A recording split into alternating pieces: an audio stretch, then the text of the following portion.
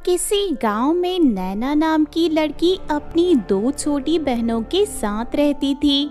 नैना अपनी दोनों छोटी बहनों का एडमिशन अपने स्कूल में करवाना चाहती थी, लेकिन उसकी इतनी कमाई नहीं हो पाती थी, जिस वजह से नैना हमेशा उदास रहती थी।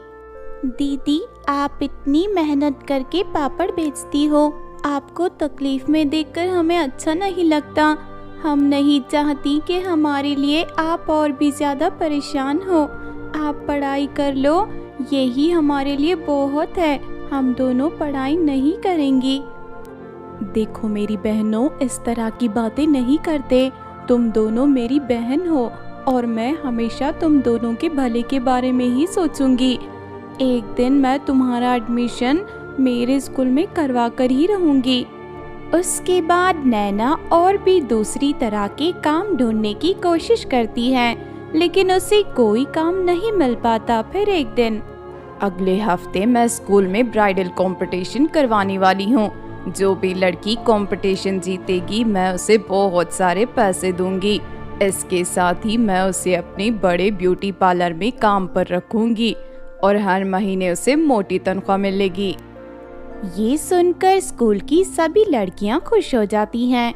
इस कंपटीशन को तो मैं ही जीतूंगी, क्योंकि मेरे पास मेकअप का बहुत सारा सामान है। मैं तरह तरह का मेकअप करना जानती हूँ। मैं भी कुछ कम नहीं हूँ। मेरी बहन ने मुझे अच्छी तरह मेकअप करना सिखाया है। मैं किसी का भी बढ़िया मेकअप कर सकती हूँ। सुनो, मैं भी इस कंपटीशन में भाग लेना चाहती हूँ, ताकि किसी तरह मैं मेरी गरीबी दूर कर सकूं और मैं अपनी बहनों का एडमिशन करवा सकूं। नैना की बात सुनकर दोनों लड़कियां उसके ऊपर हंसने लगती हैं। अरे तू भिखारी कहीं की, जरा आईने में जाकर अपनी शक्ल देख। कभी आज तक तूने अपने चेहरे पर मेकअप लगाया है जो तुम मेकअप कंपटीशन में हिस्सा लेना चाहती है? प्रिंसिपल मैडम ने ब्राइडल कंपटीशन रखा है, कोई मजाक नहीं है। देख, अगर तुझे काम की जरूरत है तो मेरे घर पर झाड़ू पोछा करने के लिए आ जा। मैं हर महीने तुझे ठीक ठाक पैसे दे दूंगी। हाँ, मैं भी तुझे अपने घर पर नौकरानी का काम देने के लिए तैयार हूँ, क्योंकि तू इसी लायक है। तू बेकार में हमारी बराबरी करने के बारे में मत सोच, चल निकल यहाँ से। इस तरह दोनों लड़कियाँ नैना की बेइज्जती करके उसे वहाँ से भगा देती हैं। बेचारी नैना दुखी होकर अपने घर चली जाती है। नैना के पड़ोस में कोमल नाम की एक औरत रहती थी। कोमल एक दयालु औरत थी। नैना की उदासी देखकर वो उसकी उदासी का कारण पूछने लगती है। अगले हफ्ते हमारे स्कूल में ब्राइडल मेकअप का कंपटीशन होने वाला है।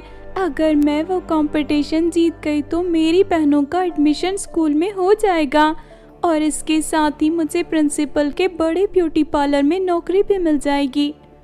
तो फिर इसमें दुखी होने की क्या बात है? तुम कंपटीशन की तैयारी शुरू कर दो, तुम्हारी मेहनत बेकार नहीं जाएगी। लेकिन मैं तैयारी कैसे करूं? मैं तो आज तक मेकअप का कोई सामान नहीं खरीद पाई और ना ही मुझे मेकअप करना आता है। सच्चाई तो यही है कि मेरे पास मेकअप का सामान खरीदने के लिए पैसे तक नहीं हैं। देखो, तुम्हें दुखी होने की जरूरत नहीं है, मैं तुम्हारी मदद करूंगी।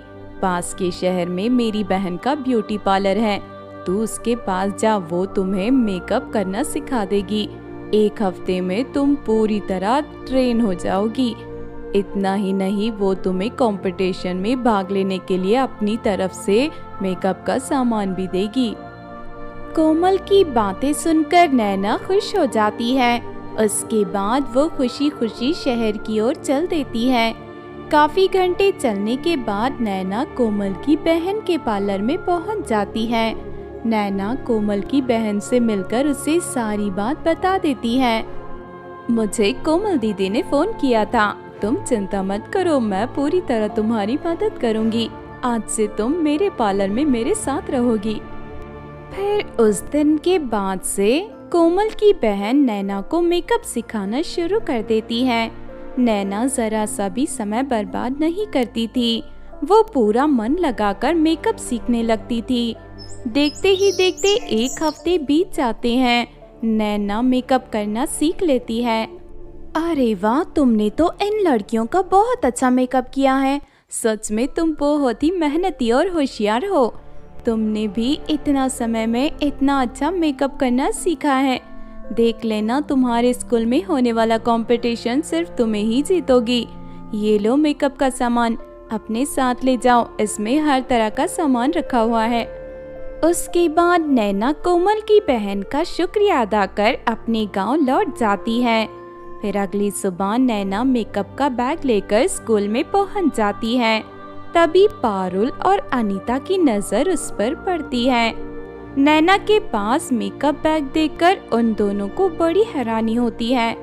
अरे ये क्या, ये नैना तो मेकअप का बैग लेकर आई है। इसका मतलब ये कंपटीशन में हिस्सा लेना चाहती है। पिछले एक हफ्ते से ये स्कूल नहीं आई थी। मुझे लगता है ये कहीं जाकर मेकअप सीख रही थी। ये बहुत ही ज्यादा दिमाग वाली है। मुझे लगता है इसने अच्छी तरह मेकअप सीख लिया होगा। अगर ये कंपटीशन में हिस्सा लेगी तो ये हमें हरा सकती है। नहीं, ये कंपटीशन में हिस्सा नहीं ले पाएगी। हमें किसी भी तरह इसे रोकना होगा।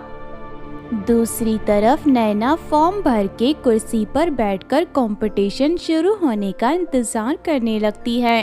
तभी मौका देखकर दोनों सहेलियां नैना का मेकअप का बैग चुराकर उसे स्कूल के बगल वाले नाले में फेंक देते हैं। थोड़ी देर के बाद कंपटीशन शुरू हो जाता है और प्रिंसिपल सभी लड़कियों को आवाज देकर बुलाने लगती है। तभी अचानक अपना बैग ना पाकर नैना हैरान हो जाती है। अरे अचानक मेरा बैग कहाँ चला गया? मैंने तो यहीं पर रखा था। क्या हुआ नैना, क्या ढूंढ रही है तू? मेरा मेकअप का बैग दिखाई नहीं दे रहा। थोड़ी देर पहले तो यही था। अरे ये तो बहुत बुरा हुआ। अब तू कंपटीशन में हिस्सा कैसे लेगी? चल तू चुपचाप यहाँ से चली जा, तेरा कुछ नहीं हो सकता।